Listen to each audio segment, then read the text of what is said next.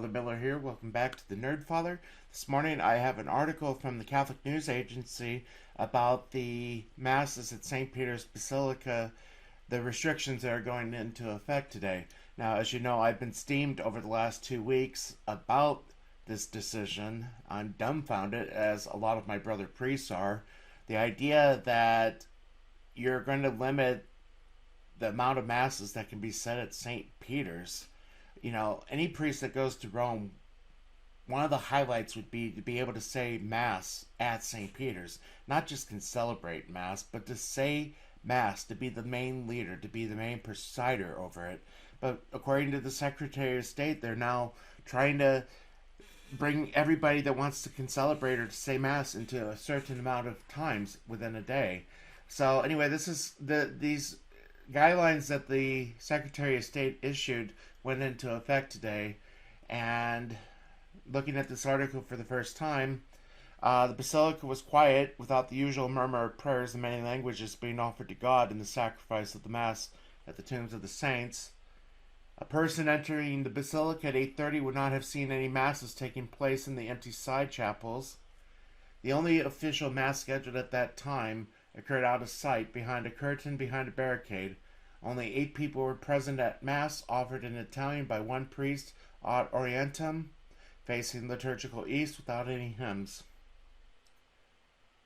See, this is what makes me angry here.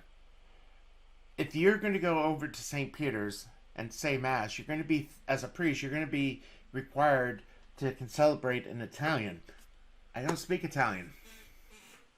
So, a sign on the door of the St. Peter's Basilica lists 4 official daily Masses, all in Italian, taking place in the Upper Basilica. The Basilica appeared more like a silent museum where the art above the altars can be viewed, but the altars themselves are left unused for their intended purpose.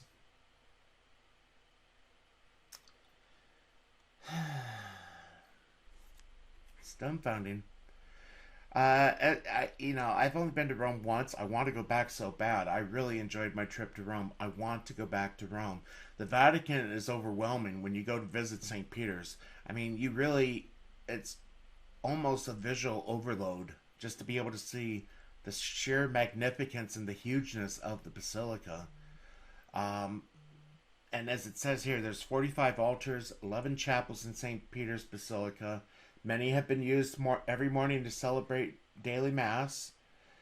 And as it says here, on 8:15 a.m. on March 18th, 4 days before the suppression of private Masses, a Mass could be seen taking place at nearly every chapel in the other upper Basilica, and more Masses were offered below in the crypt chapels.